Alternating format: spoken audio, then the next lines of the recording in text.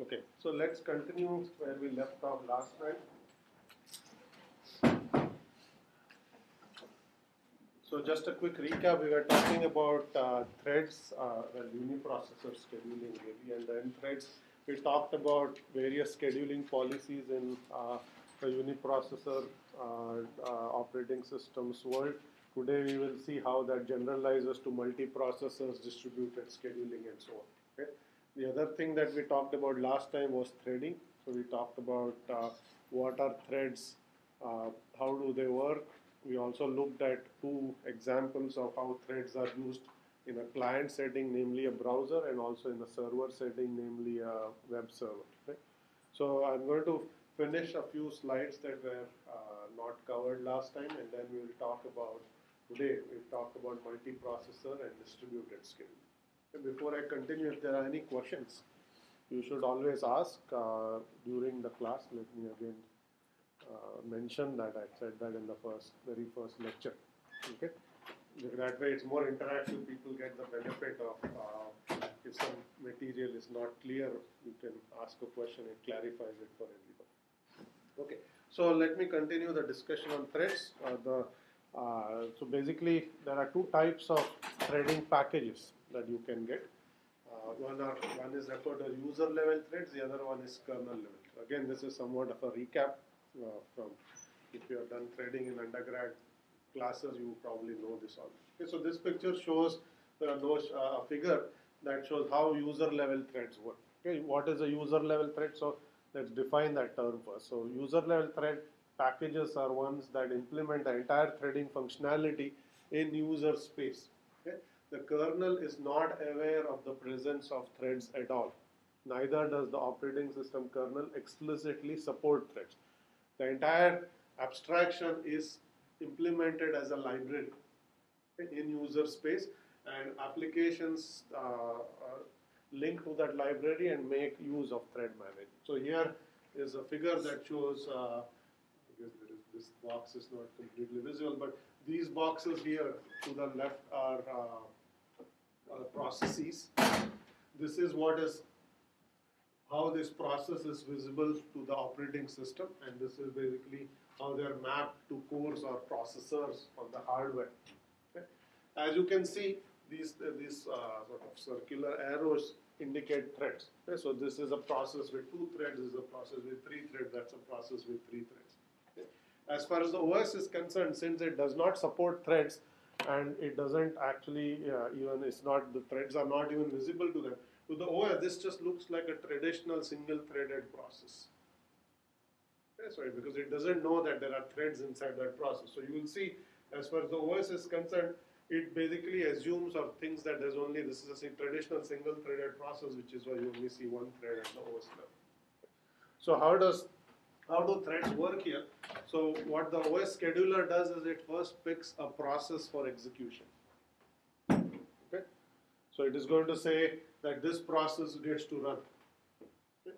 Then what happens is once the process gets to run, the threads library has its own scheduler. Okay, so that's what is referred to as a library scheduler. So once the process gets to run, the library scheduler decides which of the threads should actually run on the CPU. Okay. So it's a 2-level scheduling decision where the OS first picks a process to run, and the thread scheduler in the user library then decides which of the threads inside that process will actually run. Okay, so scheduling of threads inside the process is actually done by a library in user space. Scheduling of processes is done by the kernel in kernel space. Okay, so that's what a user level thread is. Now there are advantages and disadvantages of using user level thread packages. Okay, the first advantage is that you don't depend on the OS to implement threading functionality. Okay, there may be many implementations of thread packages. You can pick whichever one is best suited for your application as an application designer. Okay? And there may be multiple different threading packages that are all coexisting on the system used by different processes. Okay? So more flexibility for the application designer. Okay? That's a key advantage. You are not restricted by the CPU scheduler in the kernel. If your application needs a different kind of scheduler for its threads, you can pick a threading package that provides that kind of scheduling support for you. Okay? Typically, you cannot change the kernel scheduler, so you're stuck with it. But if your thread in your application need a different kind of scheduling for whatever reason, then you are not restricted because you can pick a library scheduler and a thread package that provides that function for you, or you could even write your own. Yeah? That's the second advantage. Third advantage is very lightweight and efficient because all thread management is done in user space. Creating threads, deleting threads, managing or synchronizing threads are all library calls. Okay? They do not involve system calls, which are more heavyweight. Okay, neither do they require kernel intervention in the form of interrupts or CPU scheduling. Okay, so scheduling, switching between threads within a process is extremely lightweight. Creating a thread is very lightweight. It's just a simple function called library rather than a system call. Okay? Those are all advantages. Okay? If you can think of any disadvantage, if you can think of a disadvantage of user level threads, let me know what you think they are. Does it get smaller CPU share in comparison to others that use kernel-level threads? Okay. So first point that is being made is maybe you get smaller CPU share as compared to other kernel level. Okay, clearly, that's true because the kernel scheduler is not aware of the presence of threads. There may be one application here with 2 threads, another application here with 100 threads. Okay? As far as the kernel is concerned, it just sees a single threaded process. So it's going to treat them the same way. It's going to give them identical CPU shares. Okay, whereas if you wanted to be more fair, you would give more CPU time to the process with 100 threads because it has more threads to run. The kernel doesn't know. Okay, this is all transparent to the kernel. So it is not able to, okay, the advantage of having your own scheduler and doing your own scheduling in user space becomes a disadvantage as far as the kernel scheduler is concerned because it basically is not able to differentiate between specific thread level needs of processes. Okay, that's indeed a disadvantage. Anything else? You are limited by the number of threads in the kernel space. You are limited by the number of threads in kernel space. If you are in user level threads package, you should be only limited by whatever the threads library would do for you, not necessarily what the kernel would. What you say is true when we come to kernel level. So that's coming next. Anything else that you can think of? When the thread blocks, then the entire process blocks. Okay. So the other disadvantage here is if your user level threads and one thread does I/O. If you remember last time I said if a process starts doing I/O, is taken away, taken out of the ready queue and put into a wait queue, waiting for the I/O to finish. Okay. So if this thread here, or let's say this one is the one running, if one thread here starts doing I/O, the entire process will block, even though there may be other threads that are ready to run. Right? The reason again is that kernel doesn't know that there are threads in that process. If the process does I/O, it assumes that the process as a whole is doing I/O. It cannot distinguish that only one thread in that process is doing I/O and others are ready to run. Yeah, so the entire process will block. So those are some disadvantages of user level threads. Yeah, so we talked about advantages, disadvantages. Yes, there's a question. Would library scheduler deal with that in an appropriate way if one thread is blocking? The same way the operating system scheduler does. Okay. Question is, can't the library scheduler deal with this? If one thread blocked, why is the process blocking? Okay. So if you look at it from the kernel standpoint, if there was a way for the library scheduler to deal with it, it should have done that. Right? But when you see it from the kernel's perspective, here's a process that has just done an I/O, or it's basically making a blocking call. Okay? So it is going to take that entire process and say that the process is blocked because it cannot figure out that there is a thread in there. Okay? There's no way for the library scheduler to make an I/O request to the kernel, but say don't block me as a process because the kernel is going to treat that entire thing as a process and just block the whole process. Okay, next up to kernel level threads. Okay, so this is basically the entire opposite of whatever we said in user level threads. So in particular, the kernel is the one that is supporting functionality, the thread functionality. It implements threading support for applications. It is aware of threads inside a process. Okay, it's basically, it deals with the management of threads, creating threads, deleting threads are all managed by the operating system kernel. So whenever any process here wants to do something with threads, it has to make system calls to the kernel to say either create a thread, delete a thread, block on this lock or semaphore or whatever else you may be doing, okay, or do IO. So here, as you can see now, for every thread in user space, there is a corresponding entity that's visible to the kernel. Okay, because these threads are directly visible at the kernel level.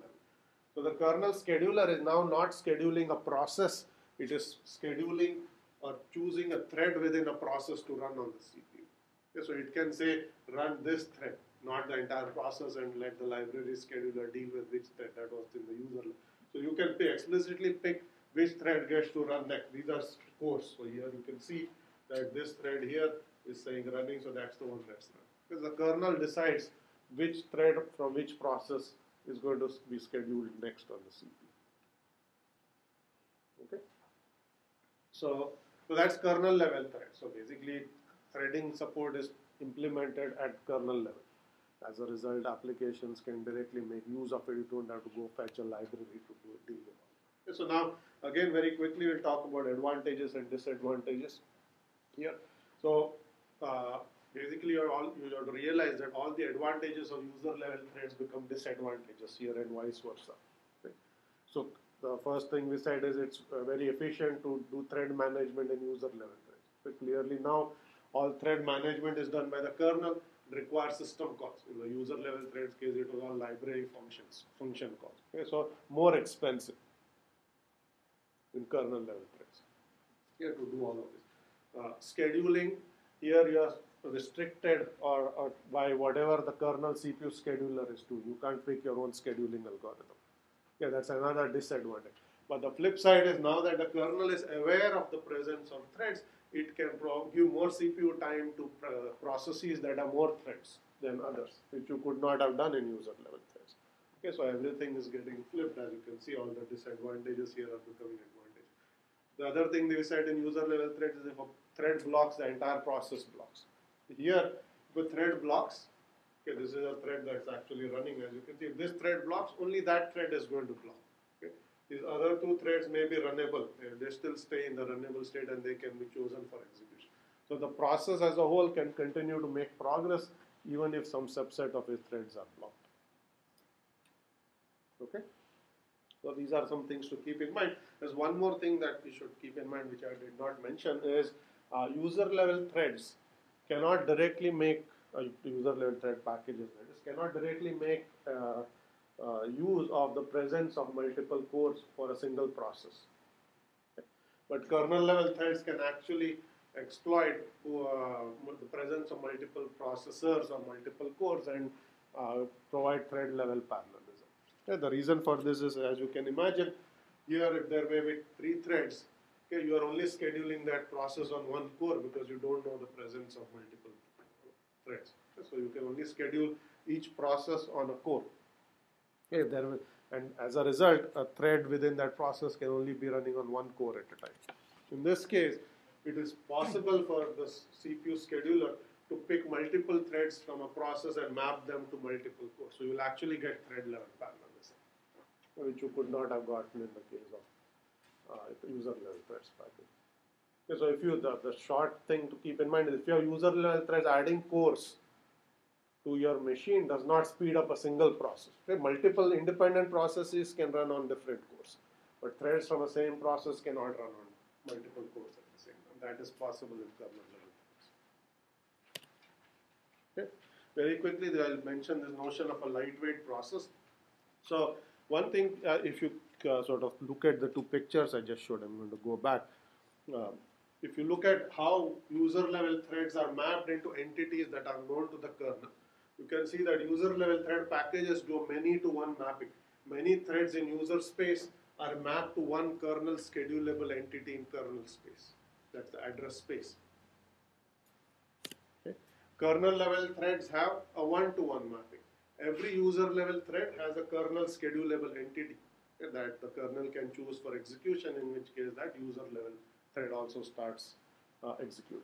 By user level thread, I mean a thread in user space or in an address space. Okay? So in one case we have a many-to-one mapping. In another case we have one-to-one mapping. Okay? Now if you generalize this notion and you let the application designer pick the right type of mapping of threads in a process to entities in a kernel space, okay, then you get this notion of a lightweight process. Okay. What this notion is of a lightweight process does is it allows flexibility in how threads within your process get mapped into whatever the kernel is going to do in terms of scheduling. You can use a many-to-one mapping, you can use a one-to-one mapping, or you can use a many-to-many mapping. Okay. This allows you the entire range. If you use a lightweight process, you can say, I have many threads, let the kernel have one lightweight process and let all the threads be mapped onto that lightweight process. So here's a figure here. Okay. So these are again your user processes. These are kernel schedulable entities which we will call lightweight processes. Okay. If there's one lightweight process for every thread in a user space, you have a one-to-one mapping. That's exactly what kernel level threads gave you by default. If you have one lightweight process for all the threads in your user space, then you have a many-to-one mapping. That's what user level threads did for you. But you can decide when you start up the process saying, I have n threads and I want k lightweight processes where k could be different. Okay? And you can say these 3 threads get mapped onto this lightweight process, but this thread I need a one-to-one mapping, and then these 5 threads go and map onto a lightweight process. So you can decide how to bind threads within your process to a lightweight process in kernel space. Okay, this mapping can be done by application designers when you design your threading process. And you can decide, saying, this thread is doing more important tasks in my process, so it needs a lightweight process of its own. These 3 threads are doing less important tasks, so I'm going to bind them all to the same lightweight process and let them share the resources of that lightweight process, and so on. Okay? So this is a more advanced threading package, where you can decide, in addition to doing whatever you could do in kernel level threads, you can also decide how threads get mapped to lightweight processes in the kernel space. Okay. What the OS is going to do again is a 2-level scheduling decision. It will always schedule lightweight processes for execution. Okay. And depending on how many threads are mapped onto that lightweight process, there has to be an additional scheduling decision that's done at user space. If multiple of those threads are mapped, then the user level threads library that would have to decide which of the threads that are mapped onto that LWP gets to run next. Okay? Again, so you have to do a 2-level scheduling in this case. Okay. So the notion of lightweight processes was first implemented in Solaris, which is an operating system that was designed by Sun Microsystem, now Oracle. It's still there in Solaris. Right? It's a very flexible design. It allowed you to figure out what kinds of mappings are best, how do you decide all this mapping. And if you did not want to deal with it, you did not have to. Okay? There were always default policies. Like you can decide, let the kernel decide how many lightweight processes to create. The kernel could dynamically figure that out and dynamically map based on observations of how threads are actually executed. If it's a CPU-bound thread or an IO-bound thread, you could get different mappings, for instance. Okay, so there are many things that the kernel would do for you, which I'm going to basically skip the details here. Okay, I just want to mention 2 threading packages and then we'll move on. Okay, so the 2 that probably you encounter the most are POSIX threads, or what are called P threads. Okay, these are threads that are used either in C or C++. Okay. Threading support is not built in either the C or C++ languages. You have to use a threads library. Okay. P threads is basically, which stands for POSIX threads, is a standard that is widely used. Okay. It's used in, so if you typically write a threading application in C or C++, you end up using P threads. Okay. Now keep in mind that P thread just defines the interface. It defines what functions are used to create threads, delete threads, to do synchronization. So you may have calls like pthread create. Okay, this is used to create a thread. You can have pthread delete and so on and so forth. Okay. Any one who implements a package that exposes that interface is compliant with pthread. That's a pthreads library. What pthreads doesn't say is whether you need to implement it at user level or kernel level. That is left to the designer of the kernel or designer of the package. Okay, so you can get pthread library that are entirely user space libraries. You can also have key pthreads being implemented as part of kernel support. Okay, so there are kernel level threads libraries as well.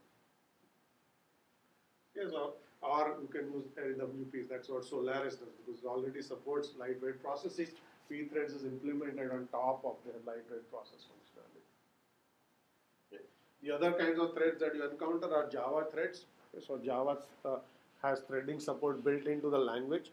Okay, this is not a separate library, it has thread support built in, and threads are scheduled by the Java virtual machine in this case. Okay, so it's a two-level scheduling decision. As far as the OS is concerned, it may schedule the JVM, and the JVM might schedule threads. If you implement your threading support in Java as kernel level threads in the JVM, okay, then those threads might be visible all the way to the kernel. So how to implement it is again left to the implementer of that JVM. Okay. So before I actually switch gears, I just want to show you the presence of threads. I'm just going to quickly show you a listing of processes on this machine.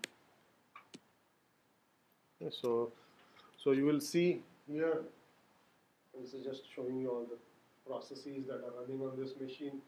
So you see Skype, you see Chrome, you see Safari, Mail. What is shown in this column is the number of threads associated with that process. You see there are some that are as many as 80 threads. Okay, so there's Java running, there's some Java application running, there's 66 threads, there's Skype has 31 threads, not sure what they're all doing. There's Chrome, this is the browser kind of implementation I was showing you, there are 26 threads. Okay, so this is, I mentioned threads that listen for HTML, listen for user clicks, and they make calls to servers, they download content in parallel. So all of that is actually being done by our multi-threaded application. So the other thing to keep in mind is you will see that most of these are actually multi-threaded applications. Okay, typically, when you write complex application, they tend to be multi-threaded. Okay, this is because machines have multiple cores, so you can actually make use of this cores easier to write functions using threads rather than event-based, as we will see. Yes? These are user level threads or kernel level? Good question. I should have asked that question myself. Are these user level threads or kernel level threads? Kernel-level threads. Okay, so this is actually, so keep in mind that this information is coming from the kernel space, right? So you see process IDs and process names, you see how much memory has been allocated to each process, all of this is coming from kernel.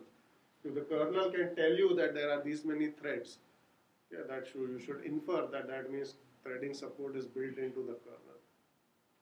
Okay, so these threads that you see visible are kernel level threads. Okay, there may be processes here which may show up as one thread as far as the kernel is concerned, but they may have implemented a user level threads package, but we can't see that here. Okay. So let us move on. So we'll just keep going. So we have finished uniprocessor scheduling. I talked about scheduling of threads. Now we'll talk about multiprocessor scheduling, and then we'll do distributed scheduling. So we are just going through the entire spectrum. Okay. So here's a picture that shows you sort of a very simple hardware schematic of what a multiprocessor system looks like. Okay, so, and this is the same if you are regardless of whether a multi-core or a multiprocessor system. Okay. So these circles here represent CPUs or cores. Okay, cores in your system. The boxes, the yellow boxes at the top, above the blue line, represent caches, hardware level caches. Okay, so if you have taken a course in architecture, you probably know that associated with every processor, you may have a L1 cache and an L2 cache and an L3 cache, which are level 1, level 2, level 3 caches. Okay? These hardware level caches store instructions and or data that are fetched from memory.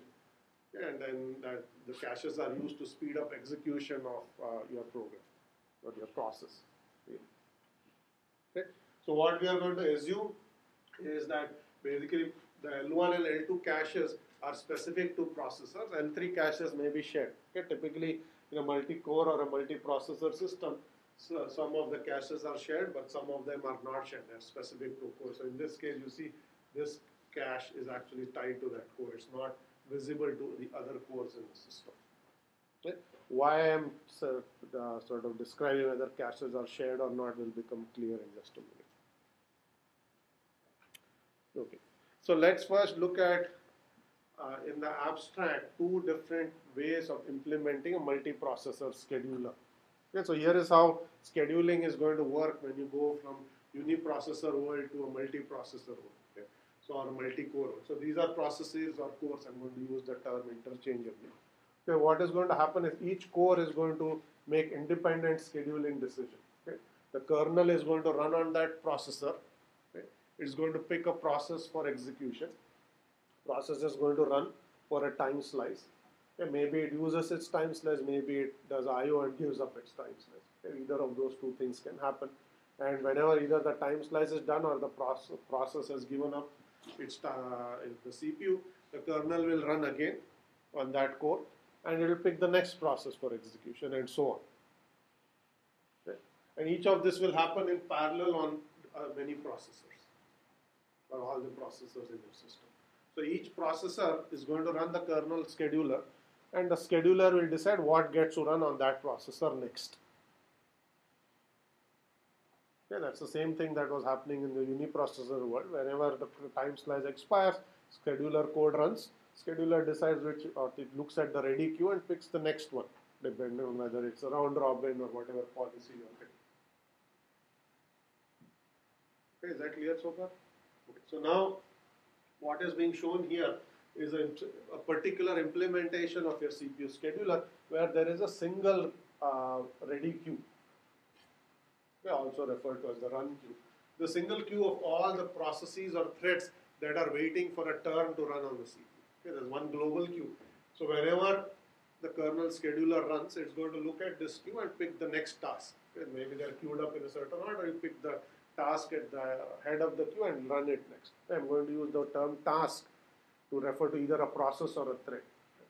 So task basically means one or the other. So if the tasks are queued up here, whenever this scheduler runs on any of those processors, you look at that queue, pick the next task. Okay, so that's one question. Are each of these queues K-level priority queues or something? Okay, so right now I've shown this one queue as an abstract queue. Okay. If this scheduler was a multi-level feedback queue, this would be a set of queues. But what I'm saying, the point I'm making is all these queues are shared by all the processors. There's a single abstract queue. Okay, whether it's a priority queue which is represented by multiple independent queues or not, they're all shared. Okay, there's sort of one set of queues that all processors are going to share. Okay. Now, because this is a multiprocessor world and these queues are shared, you should immediately realize that that's a shared data structure. Okay. So whenever a scheduler runs here or any of the cores, it has to first do synchronization. It has to first lock the queue. Because it may be the case that the time slice expires at the same time on multiple CPUs. Okay. The scheduler will run on parallel on each of those processors. They'll both try to grab something from the queue. Okay, and then you may basically end up having inconsistency. So whenever you share data structures, you should use synchronization. This is what I mentioned last time when I introduced threading. Yeah, or if you written threaded code, you know this already. Okay, so shared data structures always involve synchronization. They require locking. Now, as you can imagine, as the number of cores in the system grows, okay, that queue is going to become a bottleneck. Simply because if you have to grab a lock to grab a task from the queue, okay, any other scheduler that is also running has to wait for the lock. Okay, multiple process CPU schedulers will make a request for the lock. One of them will grab the lock, others will block, okay, and then you are basically going to block. So hence there's going to be a bottleneck. Yeah, the bottleneck will grow as the number of cores increases, simply because the probability that there are multiple CPU schedulers making lock requests will also start increasing. Okay, so what's a way to deal with this situation? Yeah, the reason bottlenecks are bad is that basically cores are idling. CPU scheduler cannot run. It's waiting for the lock. It cannot grab a task and get it to run. Okay, if cores idle, utilization drops. Okay, so that's not good. So what do we do?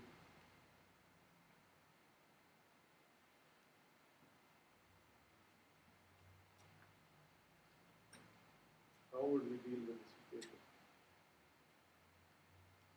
So if you use multiple queues, then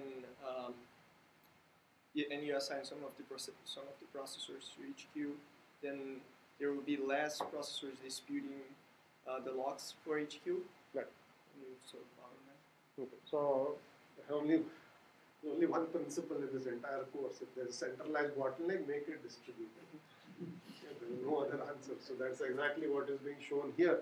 Saying if you don't like one queue for the entire system, make one queue for each core.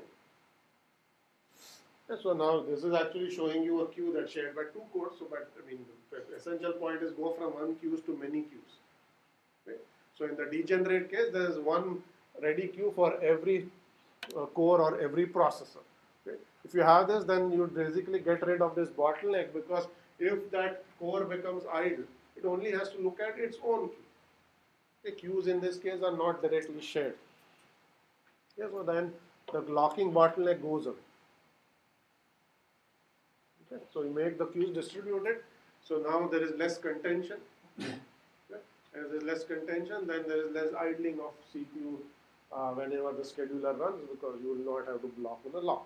Okay, now, so that has sort of taken this bottleneck problem away, but now you have another set of problems. Okay. You have to decide how to assign tasks to these queues.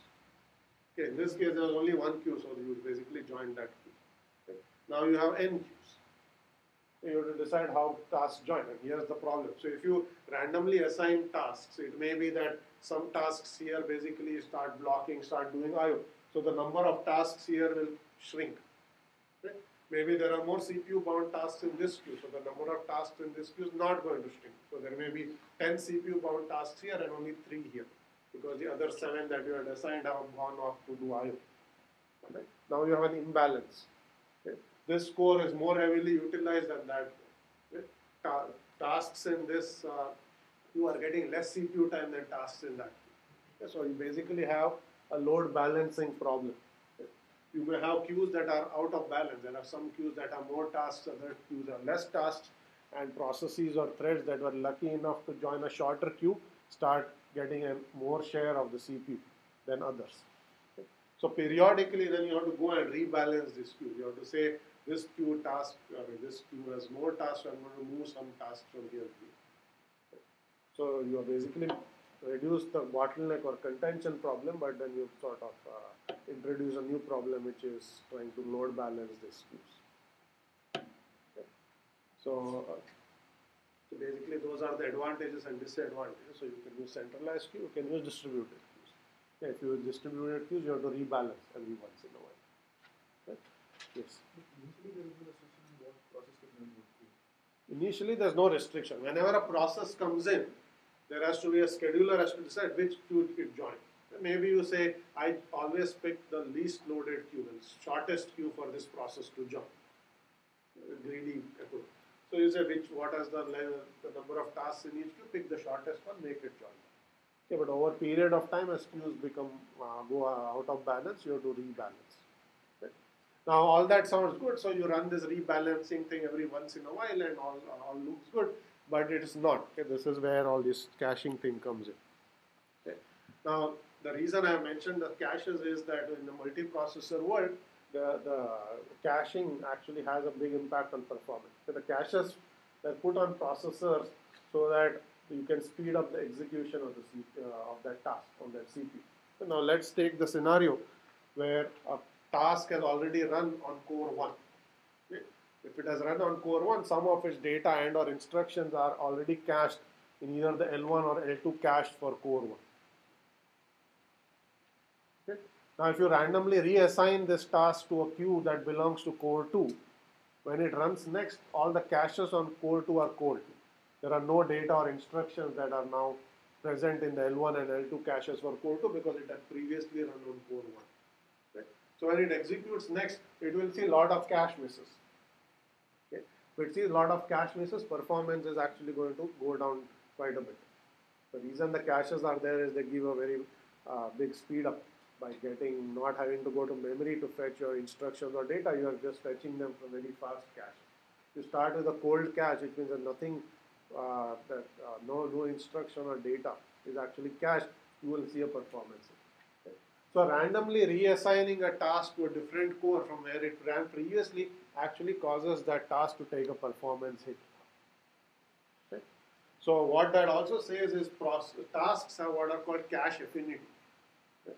Cache affinity says that if you run on a particular core, you have an affinity to that core. Some of your data and/or instructions are actually already cached in those L1 and L2 caches. So you would like to rerun that task on that core again.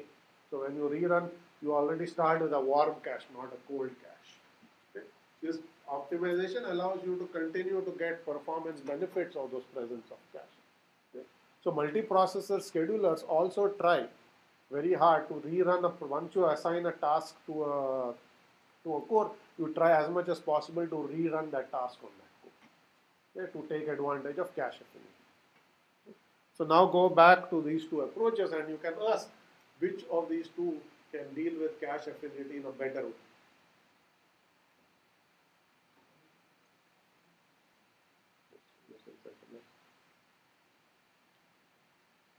There are only two choices.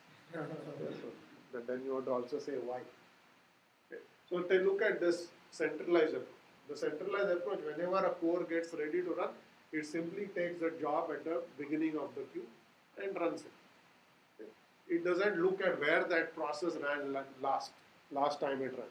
Okay. Tasks are queued up. Core becomes idle. You pick a task and you run it. Okay. So there is no control over which task you are picking in this case. Simply you just pick the task at the head. Previously that task may have run somewhere else. So there is very likely that you will pick a task that did not run previously on this core and hence start with a cold cache and cause a tremendous performance drain. Okay. So in this case you are basically going to have problems dealing with cache affinity or respecting the cache affinity of a task. Okay. That is not the case if you have a single queue per core. If you have a single queue per core, you basically run the task and it goes back to the end of that queue. So it's going to run again on that same core. So cache affinity is respected when you distribute it, except for the case when you're doing load balancing. If you're doing load balancing and you reassign a task, then it is going to start with a cold cache. Okay. So you don't want to load balance often. Okay. But if you don't load balance often, you're going to get imbalances, which is also unfair. So you have to make a trade-off. Are you better off load balancing more frequently and causing performance hits? Or are you better off letting some unfairness creep into your system and some tasks are getting more CPU time than others? So there's no one answer to this question. Clearly, every operating system makes its own choice. Okay, but most will not pick centralized queue because there you have a problem of cache affinity, which is much worse. Okay. Here there's perfect fairness. There's complete load balancing because everybody gets an equal task. Not equal, every task gets equal share. Okay, and you can also show from queuing literature that having one queue reduces waiting time than having more than one. If you think of any scenario where there are tellers and that you go to a bank and there are tellers and each teller has their own queue. Sometimes some tellers queues move faster than others and you always seem to join the slowest queue and say I should have joined another queue. Okay? But if you have one queue for all the tellers, it seems more fair. Okay? The fast teller is just servicing more, but the queues moves at a uniform rate. Same problem exists here. Yes, if you have imbalance or some tasks are taking less time, there you get more CPU time for other tasks in shorter queues. Okay. So design decisions are not trivial in the multiprocessor world. You have to deal with all of these issues. And the last thing is the context switch overhead. Typically, because there are issues of cache affinity and sometimes tasks get reassigned and start with cold caches and so on, you try to have time slices that are somewhat longer to allow the caches to warm up and so on and so forth. So in multiprocessor world, the time slices assigned to tasks are a little longer than in the uniprocessor world because some of these other issues creep up which were not present in uniprocessor scenarios. Okay, that's the last slide on multiprocessor. Before we switch to distributed, we will see if there are any questions here. Yes, no? Oh, yes.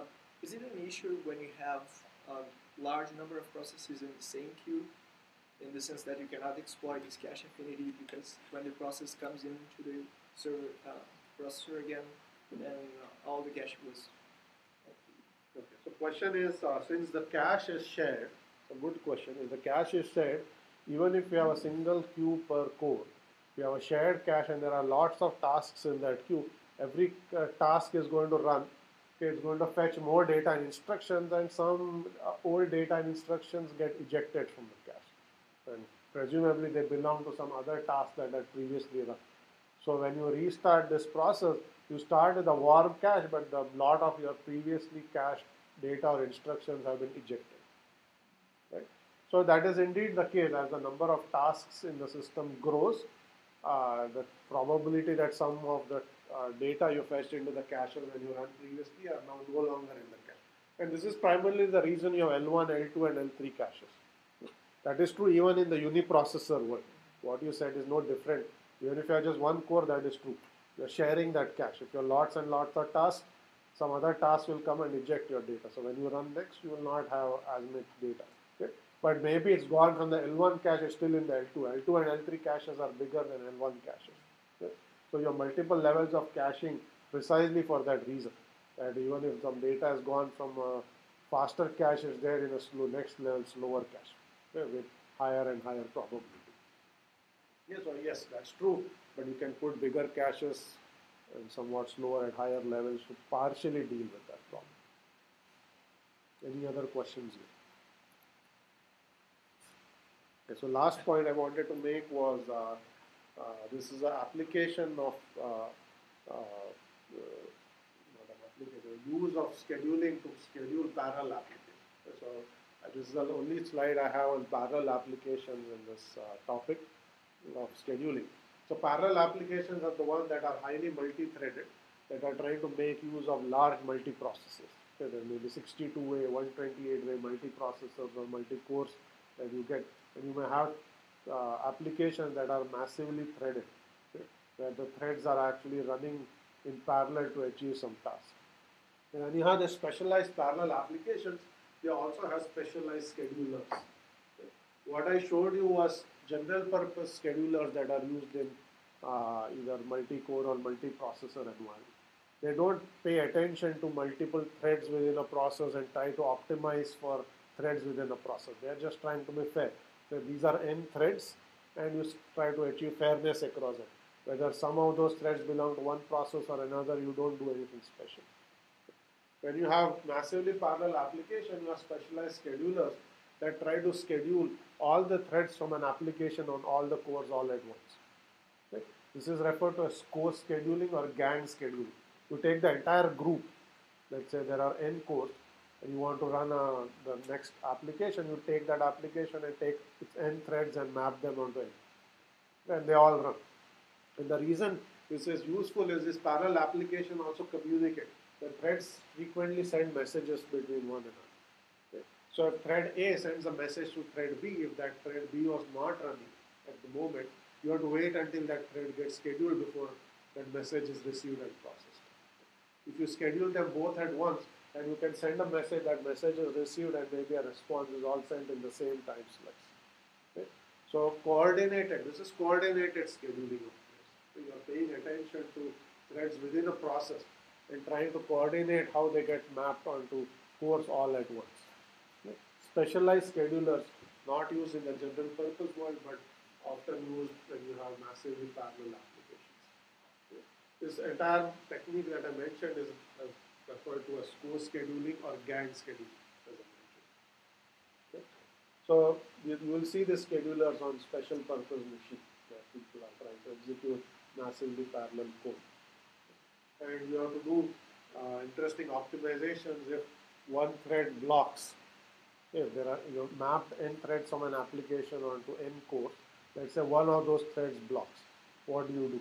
You block all the threads because you want to run them all at once or nothing? Do you let one thread go off, but then you no longer coordinate the scheduling, so you have to make these interesting design decisions. What do you do if one thread blocks, but then other threads are still ready? Is it all or nothing? Is it some or all? You have to make these decisions.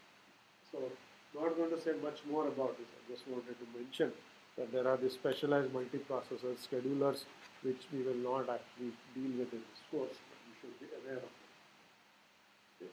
So that's the material on multiprocessor scheduling. Now we will talk about distributed scheduling. Okay, so let me first explain what do we mean by distributed scheduling. So now we have gone from uniprocessors to multiprocessors. Now we are going to go from multiprocessor to a system with multiple machines. Okay, so we'll assume a scenario where there are n machines in the system. Okay. Jobs come in, jobs or tasks come in, and they are scheduled locally by machine. Each machine has its own queue. The question we are going to ask is, does it ever benefit the system if a job that has come into machine A is actually shipped off and executed actually on machine B? Right? Similar to what we said here, where you could have joined this ready queue, but because you wanted to load balance, you moved some tasks from this queue to another. You basically moved some tasks from one core to another. Does it make sense to do the same thing in the distributed world where you have n machines or n workstations? Is it the case that some machines might be loaded, so you say, I take some of those tasks and move it for less loaded machines? If you have a scheduler that actually has the ability to decide which tasks get to run on which machines in your system of n machines, you have a distributed scheduler. Okay? So now first we'll ask the question, when does it make sense, what does it do, etc. Okay, so there's a figure here, and there is some material here. So this basically, I'm not going to go into a lot of details, but this problem people have dealt with from a modeling perspective, they have dealt with from an algorithmic design perspective. So this is just one slide on the modeling perspective, where we assume that each machine in the system is independent. Tasks can arrive independently at any machine. We have also assumed that it's MM1, but let's not worry about that. So we are going to ask the question, when does it make sense to employ a distributed scheduler at all in the system? Okay? So to answer that question, we will basically ask this other complementary question, which is, what is the probability that there is at least one system idle, that one machine in your pool of n machines is idle, and there is some machine where a job is actually waiting to run next? Okay. And I'll explain this question in just a moment, but what this figure is actually showing is basically the x-axis is the utilization of the system as a whole. It goes from 0% utilized to 100% utilized, so 0 to 1. Okay. And the y-axis is the probability that this question is actually true, or the answer to this question is yes. And the probability with which this scenario will actually occur. And you will see that the probability goes up and then tapers off again. Okay. And we have to understand why that is the case. We don't need to understand modeling to do this, we just need to understand from an intuitive perspective. Okay. So let's forget about this model for just a moment. And let's ask the following question. Okay. Let's basically assume that the system as a whole, your entire system as a whole, is lightly loaded. Low utilization in your entire system. Okay. That's a new task. You are the user, you submit a new job or new task to this system. Okay. It picks a random, you basically pick a machine, but let's assume that machine is chosen randomly. It doesn't matter. You pick a machine and you submit that job to that machine. Okay. The question is, what is the probability that you basically have a machine that was idle?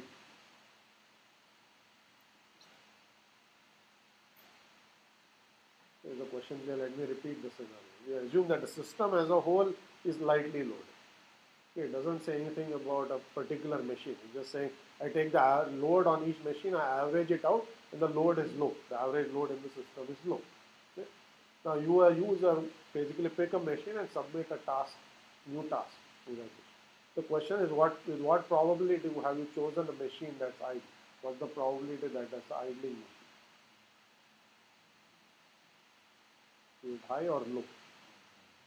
Okay, so it has to be high. If the system as a whole is lightly loaded, there are many machines that might be sitting there idling or doing very little work. So you submit a job to the system, with high probability it is going to go to a machine where there is nothing else happening on that system. Okay? Then if that is the scenario, then basically you have to ask the question, do you need a distributed scheduler in this case at all? You shouldn't, because tasks come in, they come to a system and machine is idle. There's no reason to move it anywhere else. This machine is as good as any other machine. It's a lightly loaded machine. Correct?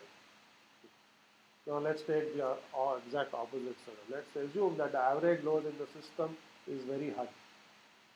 Okay, again, it doesn't say anything about individual machine. It just says I took the load on all the machine, I averaged it, average load is high. Again, you submit a job to the system. Your job joins machine I. And with what probability is this machine going to be have other jobs executed? That probability high or low? Again, it says the machine, system as a whole is heavily loaded, and a new job arises into the system.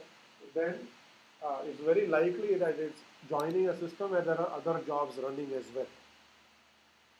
Okay? So now you could argue if this machine has other jobs running, maybe I should find a different machine for this job.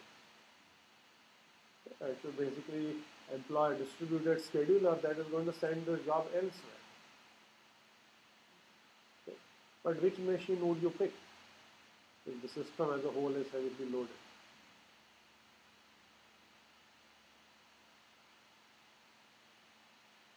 You could check some of the machines and see if some is idle. You could check some machines and see if there are some idle. But the probability of a machine being idle starts going to zero as the overall load in the system keeps increasing. Okay? So it's very unlikely, although you can look, it's very unlikely you will come up with an answer saying there is an idle machine in the system, because every machine seems to be loaded. Okay? So then would you want to use a distributed scheduler? You can try to send the job somewhere else, but you are unlikely to succeed because there is no machine that is willing to accept your job, because they are all doing work with high probability. Okay? All this is with randomized. You have to always say with high probability. Okay? So it seems like if the system is lightly loaded, there's no point doing distributed scheduling. You just run the job there. No need to send it elsewhere. If the system is heavily loaded, also there isn't much use of doing distributed scheduling because there's nowhere else to send the job, so you may as well run it here. All machines are loaded, so the job is anyway going to run slowly overall. Okay. So in either of these two scenarios, you cannot actually get any benefit of using a distributed scheduler. Yes. But when the system is heavily loaded, don't you get the benefit of load balancing when you check the machines into the one with the smallest queue?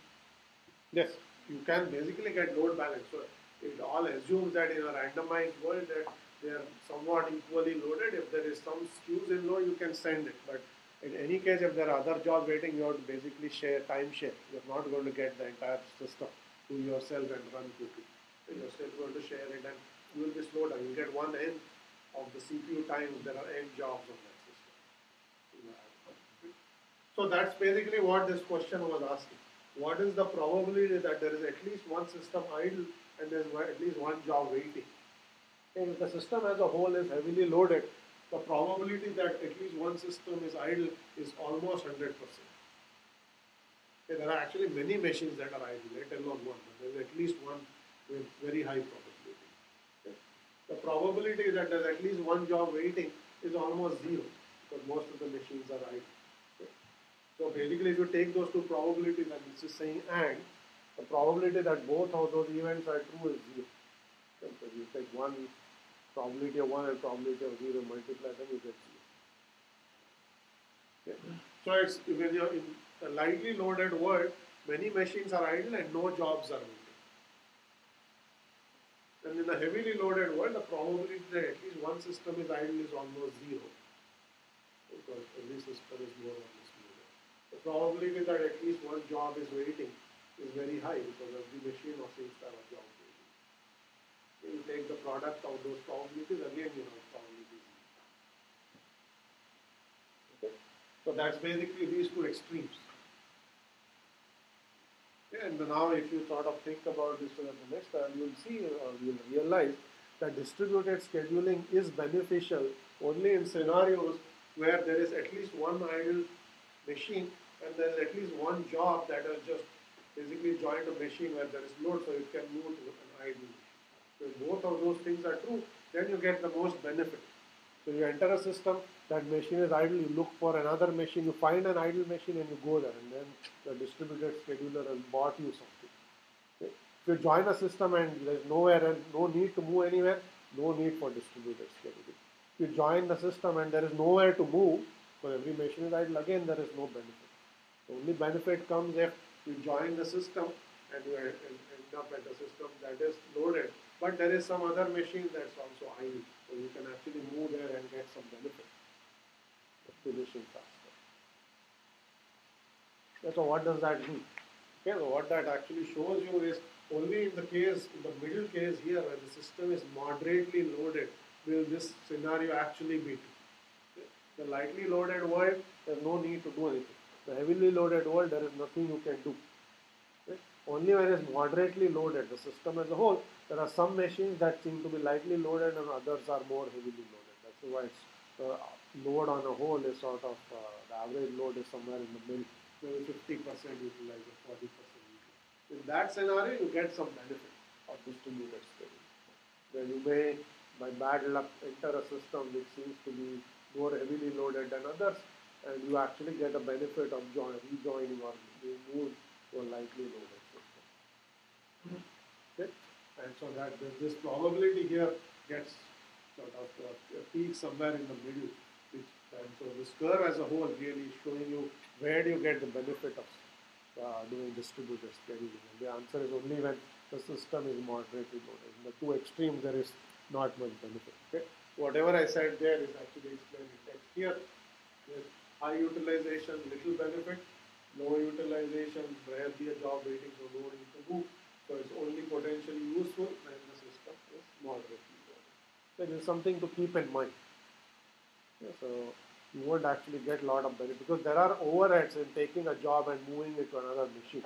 Not as simple as just taking a job task and moving it to another core on that machine. You have to copy data, you have to do a lot of extra work. So you have to ask when is this going to be actually beneficial before you put in the effort. So yes. I'm just curious, what do the different curves correspond to? Different curves here were actually corresponding to how jobs arrive into the system and things like that. Arrival rates. So I didn't actually go into the details of how they were derived. But that was not really something we should worry about here. Right. But it seems that one of the curves has a larger range where it's like the distributed scheduling. Yes. So it also depends on how jobs arrive into the system, the rate and the length of the jobs. All of those matter, which I ignored completely. But you can study this from a queuing theoretic perspective and get all these curves. Okay, so the thing to keep in mind is distributed scheduler does have utility, but its utility is somewhat limited to when the system is moderately loaded as a whole. So in the two other extremes, you can either there's nothing to do or you cannot do much. Okay, so that's where it's somewhat limited. So now, having understood that, let's actually go and look at a little more details of how you go about designing these distributed schedules. So there are many policies.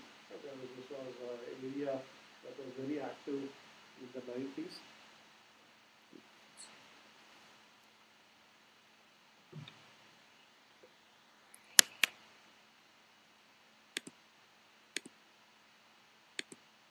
So this was an area of research that was very active in the 90s. Many systems were developed. We used to look at some of those systems today. Some of those ideas are now present in some distributed schedulers that we'll also look at in this part of case studies. Maybe not today, but next time. But to understand what these are doing, we need to understand what are we trying to achieve from our distributed scheduler. What do we want to optimize in your system? Because the first question we want to see is, when should we invoke this distributed scheduler? When does it make sense? So you can say you have to have some measure of load, both on your system as well as on other system, that is going to let you decide whether to move a job and where to move it. Okay, so you can use different matrix for that. It could be the queue length, it could be the CPU utilization, any number of matrices. So we will see many different policies. We will see static policies where the decisions are hardwired into the system on what to do, as far as distributed scheduling is concerned. We will see dynamic policies where the decision is based on actually querying the load on the system and deciding based on the load responses from various system what to do. We'll see adaptive policies where the policy itself changes based on the load. What your scheduling algorithm does is itself changing.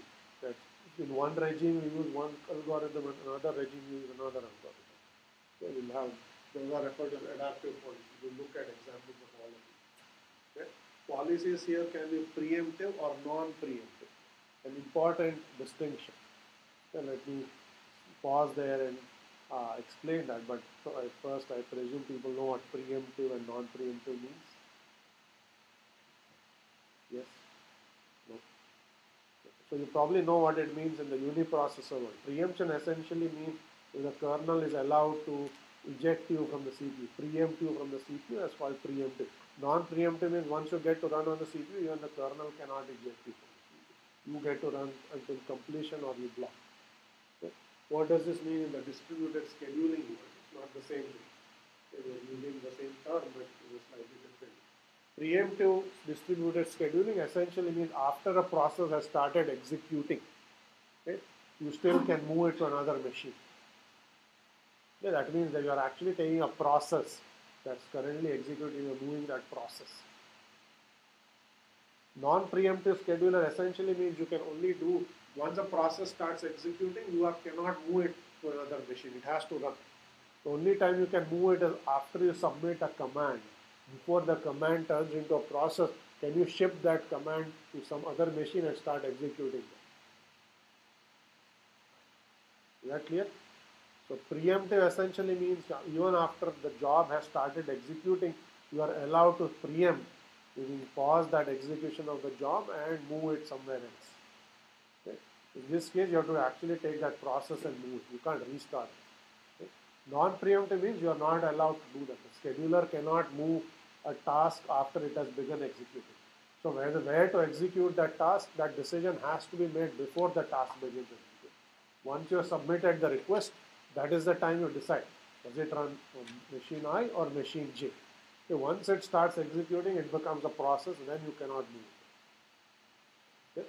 As you can imagine, non-preemptive distributed schedulers are easier to implement. So they just require you to take the request that has come in and begin executing it on some machine, and that's the only point in time where you have to decide where to run it. Okay? Preemptive schedulers are more flexible. So if the load on the machine changes after the job has begun executing, you can still move it somewhere else.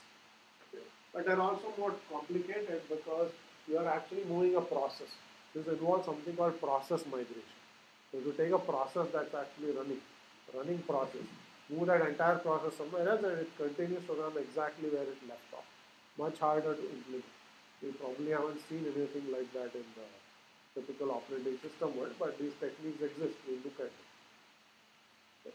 So one is easier, the other one is more flexible, but more complex. So that's how our design decision we look at again in more detail. You can also have centralized versus decentralized policies. In a centralized policy, there's a coordinator for all of these n machines. Coordinator decides which task runs on which machine. Coordinator keeps track of the load on all the machines. It checks the load, decides what happens next. It's centralized. In a decentralized world, each machine makes its own decisions. There's no central coordinator. So you have to implement distributed scheduling, but each machine is just going to do its own thing. Saying, should I run this job here? Should I send it somewhere? You make local decisions. Yeah. Look at both of those. There are issues of stability. If you look at it, when you send a job to another machine, you better make sure that that machine doesn't get overloaded. Okay? These kinds of problems can occur because you may have one machine in the system that's idle. Okay? You will see policies where the machine goes and announces, I'm idle, send me jobs. Okay? 10 other machines dump jobs on that one machine. That machine now becomes more overloaded than everyone. If you don't have policies that deal with this, you will have instabilities.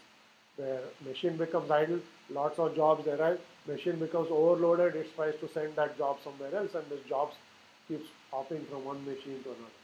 And your system becomes unstable because you're not making progress, you're simply wasting all your cycles sending jobs from one machine to another.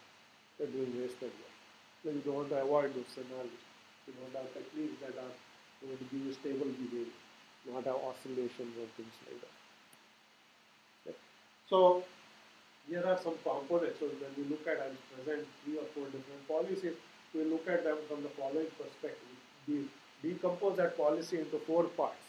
First one we'll call the transfer policy. Okay? When to transfer a process? When is the distributed scheduler invoked at all? Okay? When does it decide it's time for me to shift some tasks to another machine? Okay? That's called the transfer policy. The other one is called selection policies. So once I've chosen a task to send somewhere else, how do I decide which machine to send it to? Okay. So first one is when to transfer, this one is which process, sorry. The selection policy is not where to send it, but which process to send. Okay. The location policy is where to send it. Okay. So you have to make this decision. When should I invoke distributed scheduling? Which process or processes should I offload from this machine?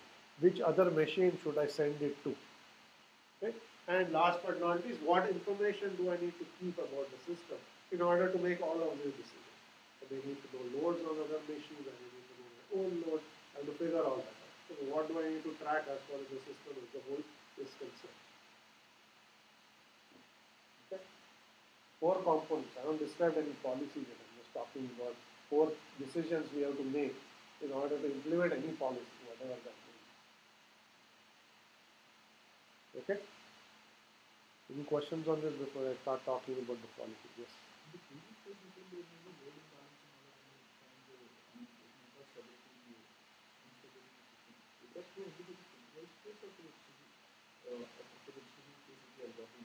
The question is, I talked about load instabilities and so on, and whether that can occur only in the centralized case or in the distributed case. It is more likely to occur in the distributed case if you are not careful, for sure, because each machine is making local decisions without necessarily coordinating with other machines.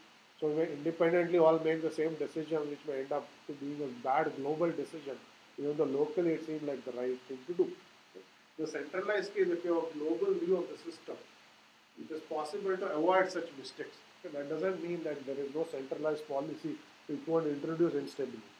But because you are actually doing all of the decision making at one place, you know what is happening in the system as a whole, so there are less chances you may make similar mistakes.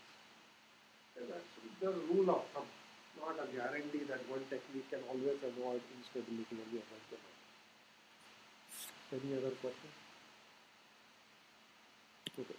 So let's start with the first and the very simplest policy. It's called the sender initiated policy. As the name suggests, okay, the sending machine is responsible for doing all the distributed scheduling. Sending machine is a machine that decides it has some tasks or that it wants to send to some other machine. So that's called sender initiated. A transfer policy, when to invoke scheduling, very simple threshold base. So you can say, I wait until the utilization in the system exceeds the threshold, 70%. If it goes above 70%, I'm going to try to actively offload some tasks to other machine. Or I just look at the number of tasks in my run queue that you have shown here. You say how many tasks are in my queue. If there are more than 10 tasks, I decide I'm going to send some of these tasks somewhere else. A very simple threshold-based policy on when to invoke it, when to start distributed scaling. Selection policy. So you can have any number of selection policy, but here we are assuming a non-preemptive world. Non-preemptive world basically says, I can only take newly arrived tasks which are not yet begun executing and send them somewhere else. I'm not actually taking an executing process and moving. So that involves process migration, more complicated. Simplest thing I can do is when user types a command, I just decide, should that command execute here or should I take that command and send it somewhere else and execute it? So I don't have to deal with command has begun executing, now it's a process, I now ship that process. That's much harder than taking that command and shipping it somewhere else and executing it. Only newly arrived process.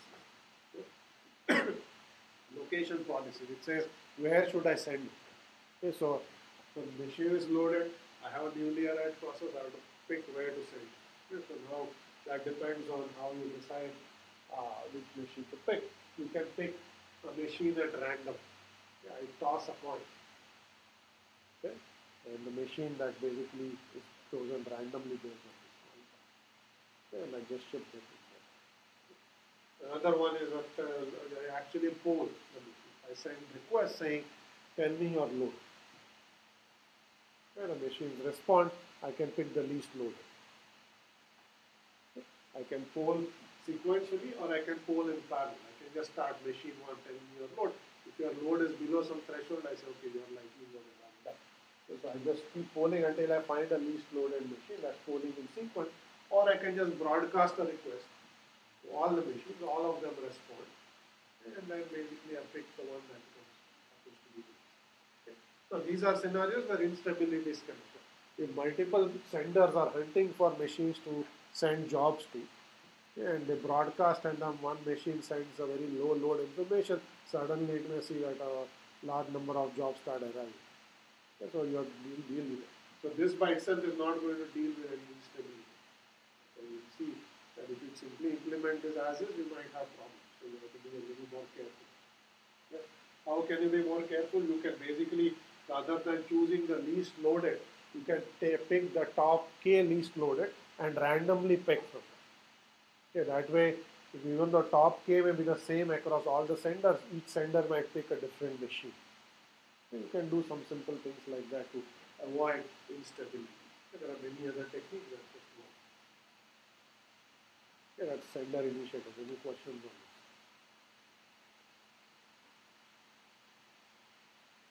this? Okay, so next policy is receiver initiative. Okay, you should be able to now design this yourself. Now that I told you how there are 4 decisions to be made. The sender initiated the machine that was loaded, made all the decisions, saying, I decide when to invoke this policy, I go hunting for a machine, I send the job over. The receiver initiative is exactly the opposite. If you are lightly loaded, you want to go hunt for jobs to take on. You are the receiver of the job, so you go looking for work. You are the machine looking for work. Okay, so you can ask the same kind of question.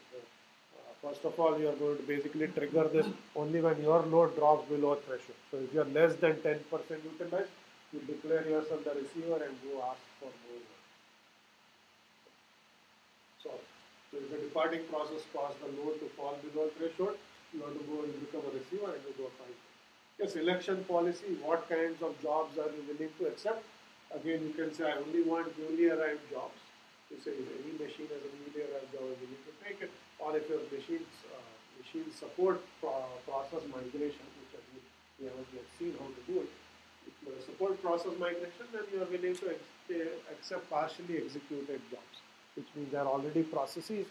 I'll ask the machine to transfer that process, not just the request.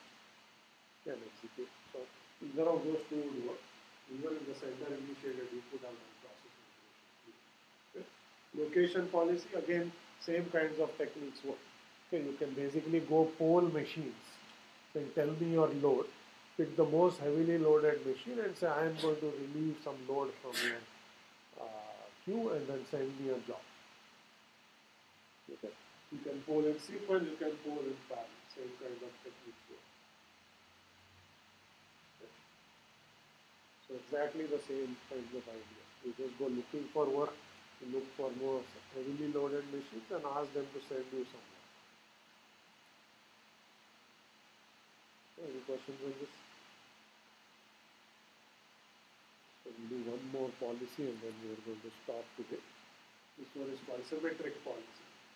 A symmetric policy basically says that both sender initiated and receiver initiated techniques coexist in this system.